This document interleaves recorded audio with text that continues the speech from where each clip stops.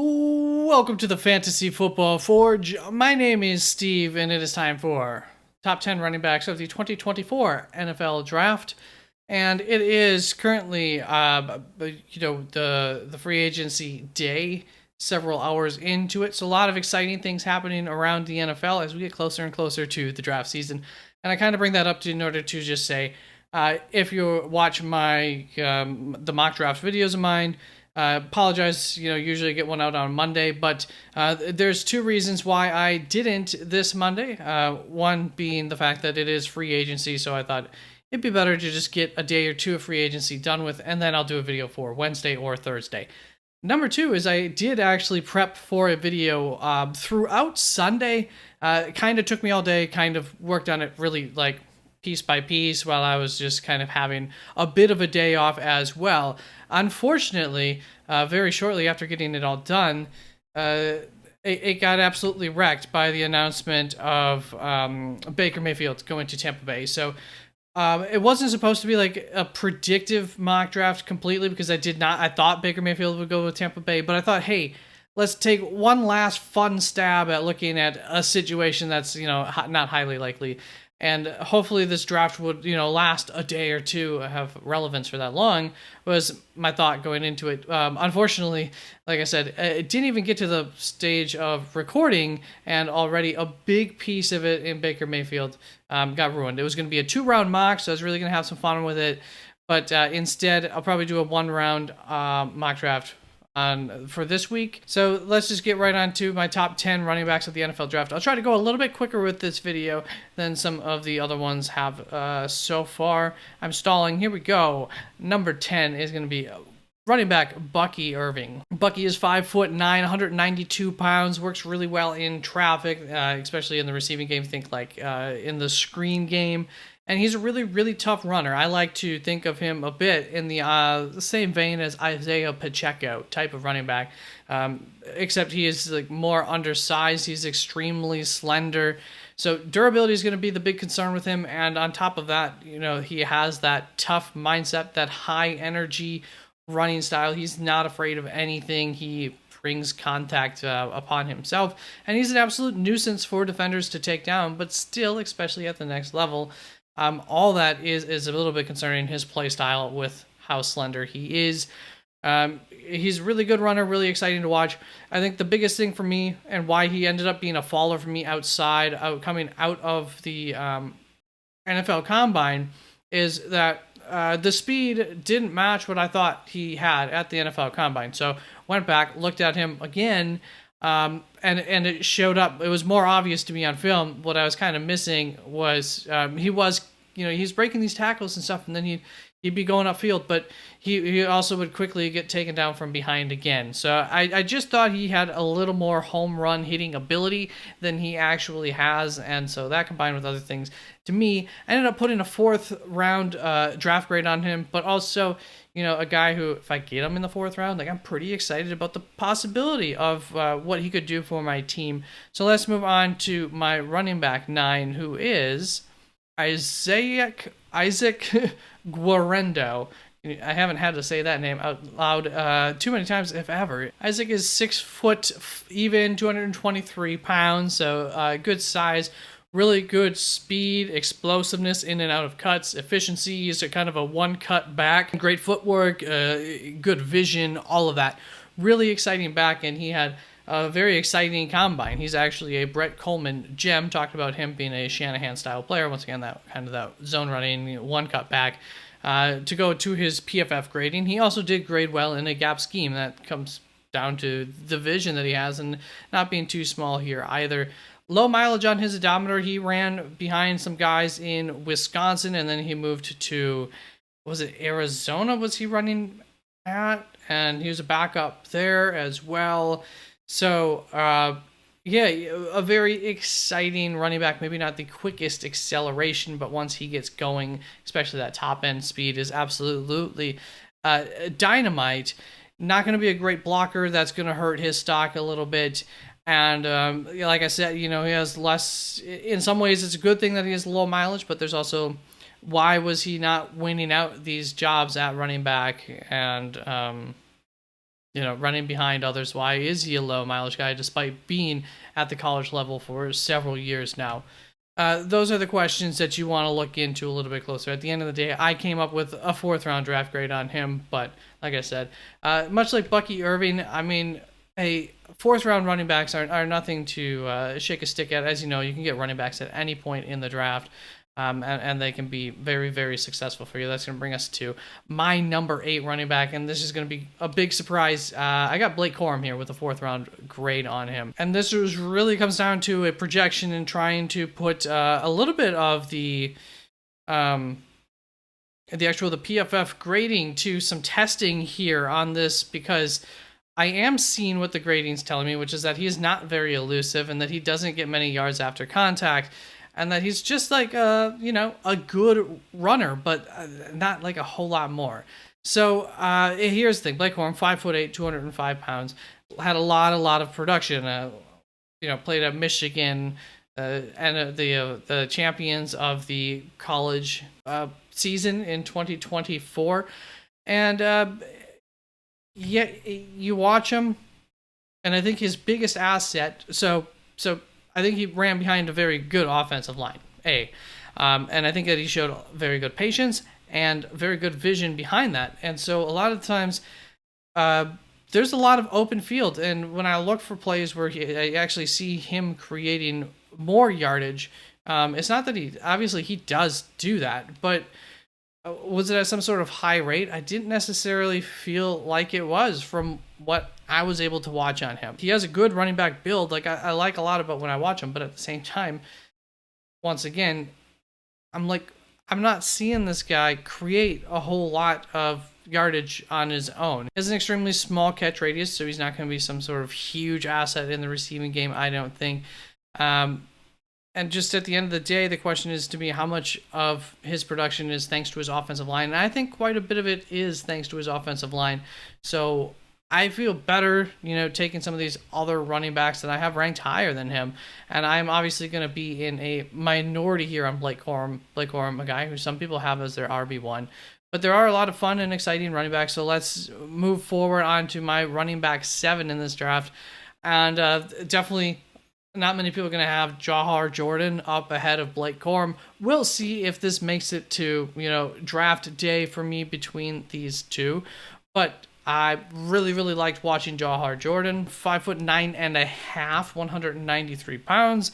He is excellent when he's running behind his zone blocking scheme. Not so much for a gap blocking scheme. So that is going to limit the, of the teams that are looking for him. I don't think he's going to be for every team.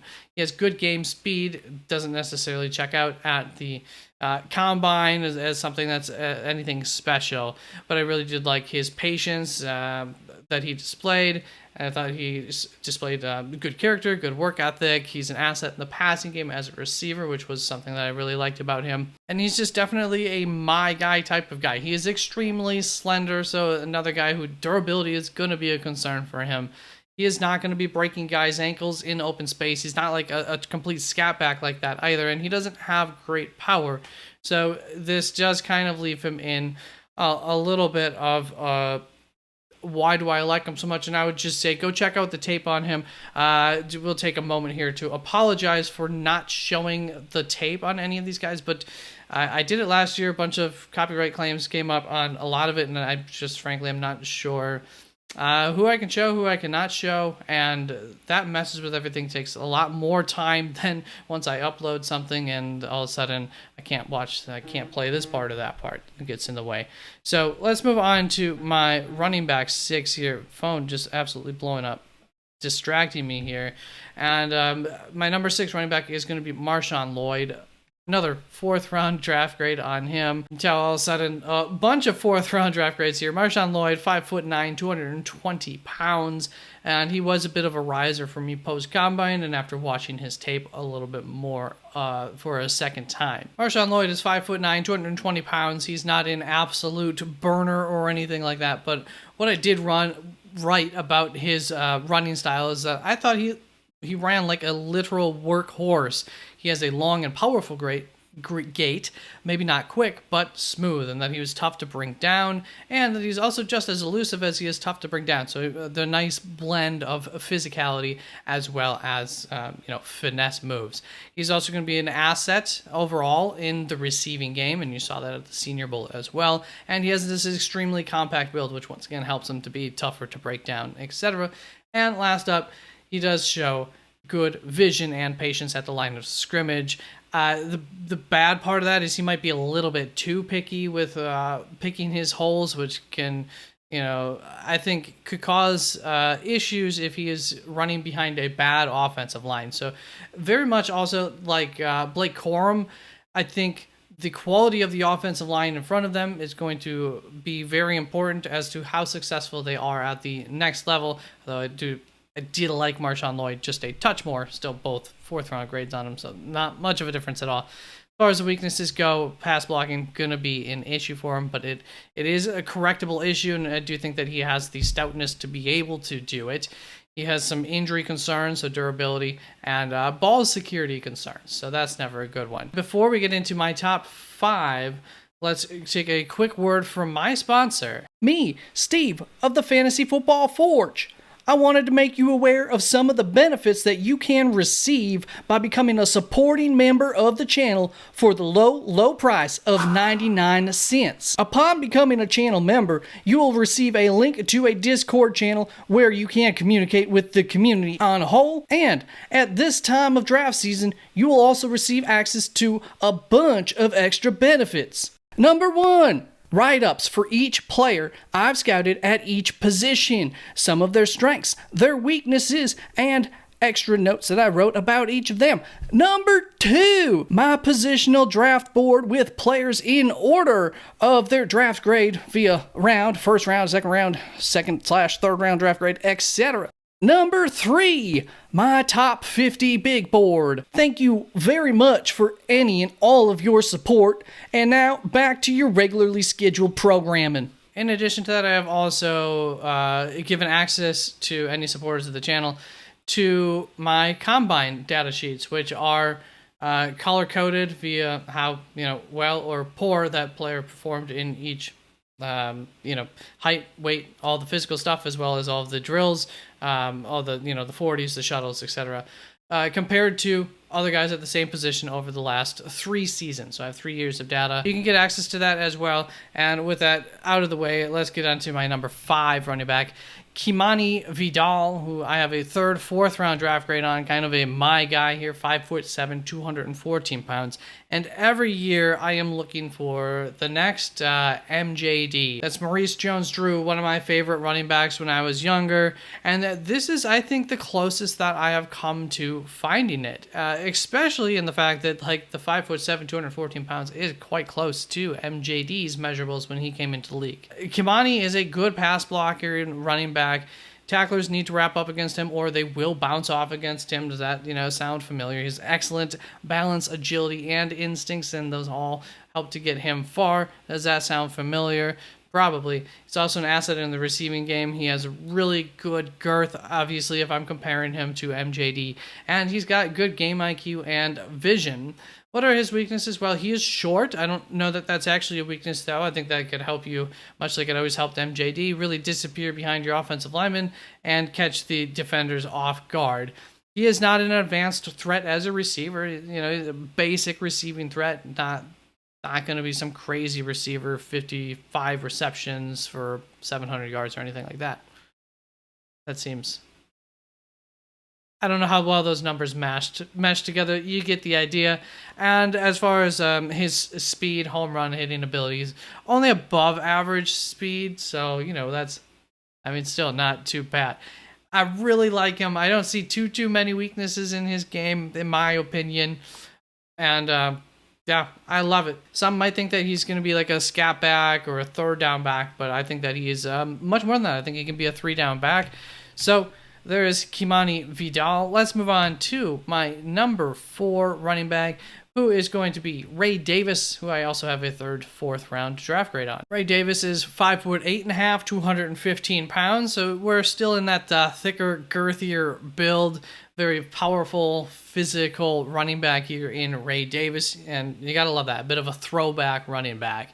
Pass blocking is going to be a concern for him, so that's, something he'll need to work on. That's a big deal. And he is not like an ultimate athlete. He doesn't have top end speed or agility. Those are going to be kind of knocks on him. But when it comes down to it, great vision, great cutting ability. He's a good receiver. Like I said, powerful player, has a knack for finding the red zone. At the end zone, he just manages to get all the way into the end zone when he's anywhere near it. And he has above average to really good speed for his size. So although he is not top end speed, if you let this guy get some speed going downfield, the end zone's 5 yards away or something like that, and he's gained some steam and momentum, you're just not going to stop this guy from getting in. He is a bit of a bulldozer. So really, really like the throwback nature of Ray Davis, and he also looked really good at the Senior Bowl. And also a note from the Senior Bowl is that he takes really well to coaching, so that's going to really help his draft stock there. As a guy who can learn quick, pick up things, and that ability to take notes, learn from it goes a long ways in the NFL and towards helping to get you drafted. So that's going to bring us on to my number 3 running back in Trey Benson. Bit of a riser after the combine. And Trey Benson, I have a straight 3rd round grade on. 6 foot, even 216 pounds. And one of the knocks on him coming into this year would have been like his vision, but that is something that has continued to grow each year and get better and better from all reports. He has above average speed and acceleration, so, in the long term and in the short term, so that's great. He is a home run hitter, and he also can really does a nice job of getting outside of the edge, getting wide against teams. In fact, he might do that a little bit too much and look for that a little bit too much, and that's going to be one of the knocks against him. He's also a really good pass blocking running back, so you love that. Where his weaknesses go, his explosiveness, not the most explosive running back. He doesn't excel in the receiving game.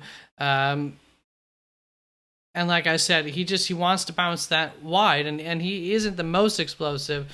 So you'd like to see him learn how to run with power. He's not like a tiny running back, 6 foot, 216 pounds. He's got at least average size, so he has enough power to be able to go up the middle in short yardage situations, and just in any situation you would just like to see him look to kick it out a little bit less. Yeah, every play doesn't need to be a home run, and that's one of the biggest knocks on him. He also has some serious medical history: an ACL, MCL, meniscus, and 2 other tendons all got injured on him.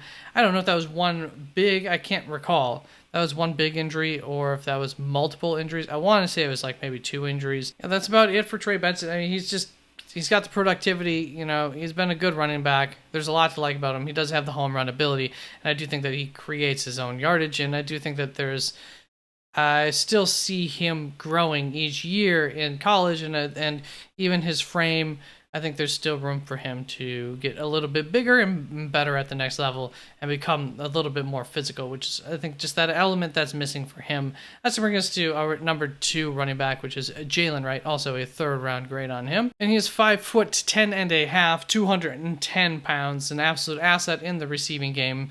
All the way around, he's solid as a pass blocker, and he's got a good catch radius, and he's got some good production in the receiving game. He has good contact balance, very good long speed. He is, a home run hitter. I think he ran the 2nd best 4 time, right behind Isaac Guerendo, who ran the best 40 time in this year's combine. He also has good vision to go along with that, so he's good at finding the holes and then taking advantage of that and using his speed. The weakness is he does tend to run a little bit upright sometimes, which you don't like to see. And his acceleration isn't exceptional, so he can get caught early on if the blocking maybe isn't great on that single play. So another guy who you want to see some good blocking in front, and then he can be really good. I think of him a little bit like Aaron Jones. I think that's kind of not a terrible, obviously high end comp for him, but that type of player is what I think you'll probably end up getting at the next level, assuming everything goes well. And he also ended up being number 24 on Bruce Feldman's freaks list, so he is that kind of athletic freak. Let's move on to my number one running back of the 2024 draft. And if you can't figure it out by now, well, now you can, because it is Jonathan Brooks, who I have a straight second round grade on. I do believe he is above and beyond the best running back of this class. Now, why he might not get taken A, first of all, in this draft, and B, in the second round, it's going to be injury histories. He had an ACL injury in the early portion of November of 2023. Of course, that is an injury. We are seeing guys be able to come back from more. And I believe that timeline does put him for the early portion of the NFL season is when he should be able to return, assuming everything goes to schedule. And, that's where you're taking a bit of a gamble on a guy like him if we all know sometimes things just don't go according to plan, according to schedule with injuries and the healing process. And so it won't be a surprise if he were to fall in the draft. But very, very amazing, a very good running back, and deserves every bit of a second round draft grade on him. He excels in the pass blocking game.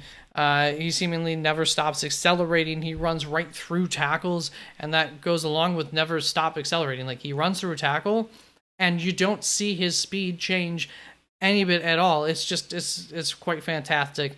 He does not have elite speed, but once again, nothing slows him down. So if you just keep moving forward and it's tough to tackle you, you don't necessarily quite need that home run hitting speed, because soon enough you're at the safety and there's nobody else there close behind you, and you're in the end zone.